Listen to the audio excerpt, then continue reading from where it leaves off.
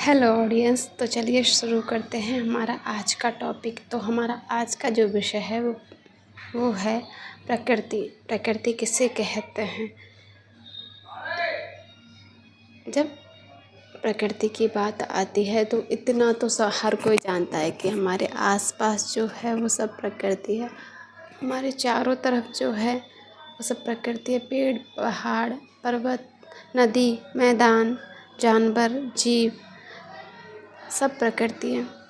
जब हम किसी से भी पूछते हैं या किसी से भी इस बारे में कोई विचार विमर्श होता है तो इतना तो सब बता देते हैं कि ये प्रकृति है, पर इससे थोड़ा आगे वो ये भूल जाते हैं कि हम खुद भी प्रकृति हैं, क्योंकि जहाँ से वो सब है वहीं से हम हैं।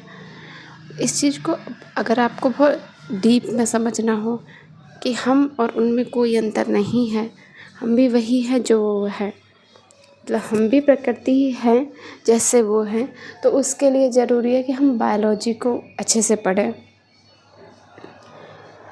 तो जब हम जानते हैं कि हम भी प्रकृति हैं तो हमारे अंदर से ये घमंड निकल जाता है कि हम बहुत बड़ी चीज़ है। जैसे ये जानवर तो बहुत छोटी चीज़ है, हम तो बहुत विशेष हैं। कुछ लोगों का ऐसा होता है, बट ऐसा कुछ है नहीं। जैसे वो है वैसे हम हैं, जैसे एक पत्थर है वैसे ही हम हैं। हाँ, बस ये फ़र्क है कि पत्थर के प्राण बहुत अलग तरीके के, हमारे प्राण बहुत अलग तरीके। लेकिन जो जानवर हैं वो हमारे सबसे नज़दीकी रिश्तेदार हैं। उनमें और हम में बहुत बहुत नहीं, बिल्कुल भी भेद नहीं है। एक ही भेद है मस्तिष्क का, क्योंकि उनके पास बहुत छोटा मस्तिष्क है और हमारे पास बहुत बड़ा मस्तिष्क। उनकी बुद्धि कम काम करती है और हमारी बुद्धि ज़्यादा काम करती है। बस इतना ही भेद है। और इसमें हमने व्यक्तिगत कुछ एफर्ट नहीं किया, मतलब हमारी बुद्धि इतना काम करने लगी है, उसमें हमने व्यक्तिगत रूप से देखे। जैसे मेरा देखो तो मैंने कुछ एफर्ट नहीं किया। जब मैं पैदा हुई थी तभी से बुद्धि ऐसी है कि वो ऐसे ही काम करती है। शायद हमसे पहले वाले रहे होंगे जिन्होंने इस चीज़ पे बहुत एफर्ट किए, पर हमने तो नहीं किए, ये सच है। पर इंसान के पास सबसे ज़्यादा बुद्धि है, पर इंसान ही सबसे ज़्यादा परेशान रहता है, बस सच है। पर जैसे हमारा आज का जो मुद्दा था, आज का जो टॉपिक था वो यही था कि प्रकृति क्या है, तो मैंने अच्छे से समझा दिया कि प्रकृति ये है। हमारे आसपास जो सब है, जो भी है इस दुनिया में, वो सब प्रकृति है। हमारे विचार, हमारी बुद्धि, हमारा शरीर, हम खुद, सब प्रकृति है। और प्रकृति में कुछ भी, प्रकृति का एक पता है, प्रकृति अपने नियमों पे चलती है। और प्रकृति का एक नियम ये है कि प्रकृति में कोई भी चमत्कार नहीं होता। प्रकृति में बस प्रक्रियाएं होती है और उन्हीं प्रक्रियाओं से संयोग होते हैं। जैसे कि दो लोग हैं, मैं बाज़ार गई और कोई मेरा दोस्त है वो भी बाज़ार गया, तो हम दो लोग रास्ते में मिल जाते हैं। तो इसमें हम दोनों ने कुछ नहीं किया, बस संयोग था। क्योंकि वो मैं जाना चाहती हूँ, ये मेरा व्यक्तिगत स्वतंत्र अधिकार है, इतना अधिकार है मेरे पास। और वैसे ही वो जाना चाहता है, वो उसकी व्यक्तिगत स्वतंत्रता है। तो वो आया अपनी स्वतंत्रता से, मैं आई अपनी स्वतंत्रता से, बीच में संयोग हो गया कि हम दोनों मिल गए। और प्रकृति का ऐसा है कि प्रकृति का हर अंश अपने आप में पूर्ण है। पूर्ण भी है, जैसे पूर्ण भी है और अधूरा भी है। क्योंकि कुछ चीज़ें ऐसी हैं जो उसे कंट्रोल करती है, तो कुछ चीज़ें ऐसी हैं जो उसे अनियंत्रित बना देती है। वो तो बहुत गहराई से और स्पष्टता से दिख जाता है अगर आप देखो तो। पर प्रकृति में आप सोचो कि कोई चमत्कार होता है, तो चमत्कार बिल्कुल नहीं होता यहाँ, क्योंकि यहाँ बस प्रक्रियाएं। जैसे अब मैं आपको एक उदाहरण के तौर पे समझा देती हूँ।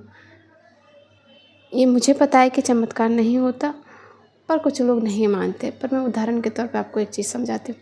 जैसे मुझे पता है कि अगर किसी इंसान के ऊपर मानसिक प्रेशर बहुत ज़्यादा पड़ने लगे ना, तो उसकी मेंटल हेल्थ है ना, वो बहुत ख़राब हो जाती है। तो मेरे पास एक इंसान आता है, उसके घर में कोई महिला है जिसकी मानसिक स्थिति बहुत ख़राब है। तो मैं उसे कहूँगी कि ठीक है, मैं उसको ठीक कर दूँगी, आप मेरे पास ले आना। और वो मेरे पास आता है, उसको लेके तो मैं कहूँगी कि हाँ मैं इसका आज ये इलाज कर देती हूँ, पर इतने दिन तक तुम सब लोग इससे दूर रहना, इससे हो सके तो घर के किसी भी सदस्य का बहुत बातचीत ना हो तो बेहतर है। अब इससे होगा क्या कि उस इंसान के ऊपर जो भी मानसिक तनाव पड़ रहा था वो हट जाएगा। पर ये बात सिर्फ मुझे पता है, और जिस मानसिक तनाव हटने के कारण वो सही भी हो जाएगी, पर ये बात सिर्फ और सिर्फ मुझे पता है। लेकिन मैं सामने वाले को थोड़ी बताऊंगी कि ऐसा करने से ऐसा हुआ, क्योंकि ये बात मुझे पता है और मैं अपने तक रखूँगी। मैं उससे कहूँगी ये तो चमत्कार हुआ है, क्योंकि मैंने इसके वो राख बबूत की थी ना, उसी का चमत्कार है। तो ऐसे ही होता है चमत्कार, क्योंकि तुम्हें नहीं पता कि इसके पीछे की प्रक्रिया क्या है, पर जो कर रहा है ना उसे अच्छे से पता है कि इसके पीछे की प्रक्रिया क्या है।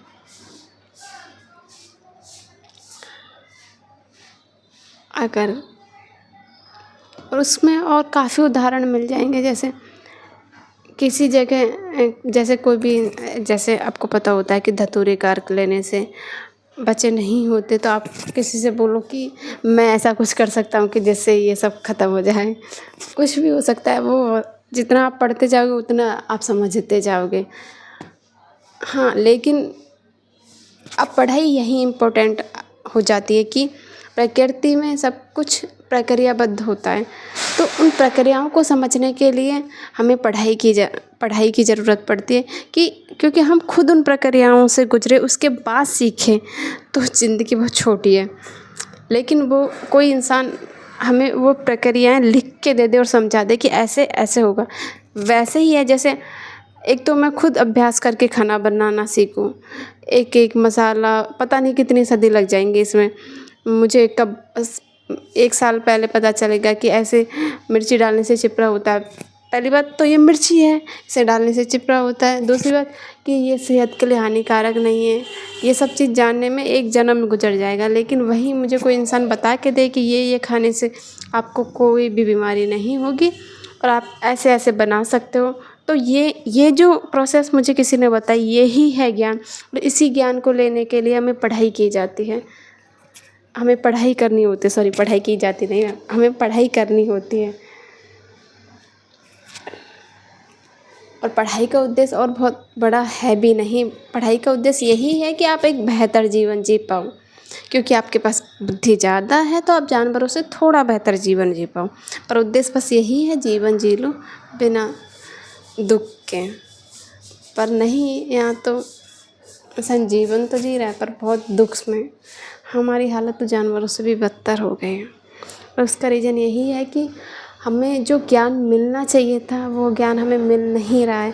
वो ज्ञान हमें इस तरह दिया जा रहा है, उसके बारे में इस वीडियो में बात करूँ तो वीडियो बहुत बड़ा हो जाएगा। इससे अच्छा है कि हमें किस तरह के ज्ञान की ज़रूरत है और हमें किस तरह ज्ञान दिया जा रहा है, इसके बारे में एक अलग वीडियो बना दूँगी।